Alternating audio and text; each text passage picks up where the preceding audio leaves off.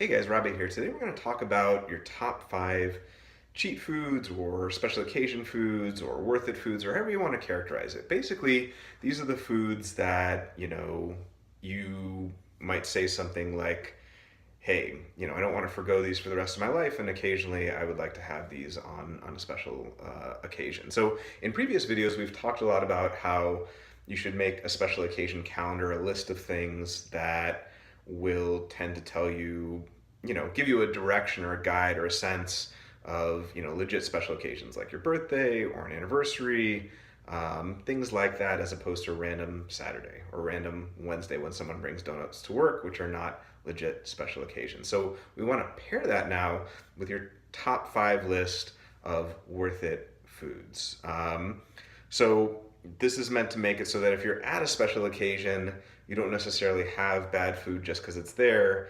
Because if you're having it and it's just an okay food, that really isn't worth it, right? So you want to pair these two things together. So I guess just to start us off, I'll give you my own list. So number one, above all else, I guess a little bit ironic given the fact that I'm a health coach and the fact that I tend to talk about paleo a lot, is pizza. By far, above all else, that for me is the number one.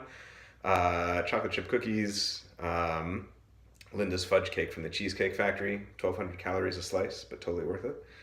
Um, in my case, legit ice cream or Cold Stone ice cream, I guess, and a baguette or ciabatta bread, some kind of crusty bread. Now, for you, that list may be totally different. It might be something entirely different. In my case, I couldn't even begin to care less if I didn't have alcohol for the rest of my life. It's not a health thing, it's not an ethical thing, it's not a religious thing. It isn't a big deal to me.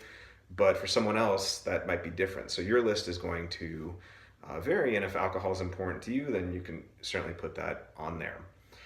Now, a couple things to say about this list. So number one, you don't want to put like gigantic categories on there, like anything that's chocolate or baked goods or Italian food, right? That's just going to be way too permissive. So you want to specify it down to particular foods.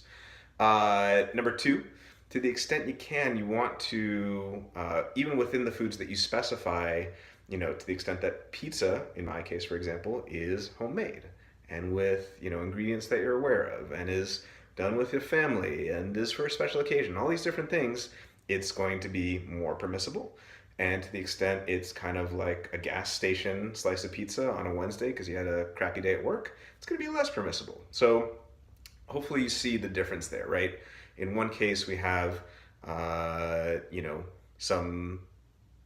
some authenticity to kind of back things up, some, family tradition or recipe or something like that. Whereas in the other case, it's just kind of a random food. Now, the second thing to say, in addition to the fact that you want these to be, more homemade and for special occasions, is that these things can change over time. So it doesn't necessarily need to be the same list throughout your life. I've had it be the case over and over and over again with people I do nutrition coaching with, where initially they're like, oh my God, can't give up my bread. Oh my God, can't give up my candy bars, my pizza, or what have you. And then 3 months or 6 months later, their tastes have changed.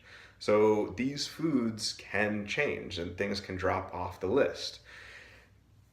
Now, that being said, you don't want to make it where it's like, oh, well, every time I go out, I'm going to change the list to make different things worth it. The point of the list is to give you a little bit of a guide, so that you're not completely lost when you encounter these special occasions. The other way that this list can change is, there's some things that are going to come up that you're not aware of, whether it's a promotion or, something that you didn't anticipate, where you're going to try some off-plan food. So sometimes people wonder, well, if this is my list, how am I ever going to try new things that are, off plan? Well, part of the point of it is to have it so you're not doing that too frequently, but there will be those occasions. And then when those come up, you can add those foods to your original list and take other ones off if you'd like. So I would say one of the main purposes of this type of approach, where you have the list of the special occasion calendar, the special occasions on the special occasion calendar and the list of top five foods, is that while in the moment it's possible to ask yourself, as you're eating a food, is this food legitimately worth it? That takes Jedi levels of willpower. As you're eating the food, it is simultaneously telling your brain like have more, eat more, you crave more, go ahead and have the entire pie or go have multiple cookies. So it's okay to take a bite and say, oh, this isn't worth it, and put it down. But I think it's not always as easy as it might be portrayed to take a bite of something and then, simultaneously say, well, I'm not going to have any more. Sometimes that's feasible, sometimes not. So this list is meant to make it so that when you encounter these special occasions, that if you're going to a wedding and pizza is your top thing and they're serving really good pizza, that, it's probably okay for you to have pizza, assuming there are no underlying health conditions and things like that. All right, guys, so hopefully now you've got a sense of how to construct this list of top 5 foods and what the purpose is. If you haven't made the list, go out and make it. If you haven't made a special occasion calendar list yet, go out and make that as well. Pair the two together, and you've got yourself a good approach to special occasions. All right, guys, thanks so much for tuning in. We'll see you next time.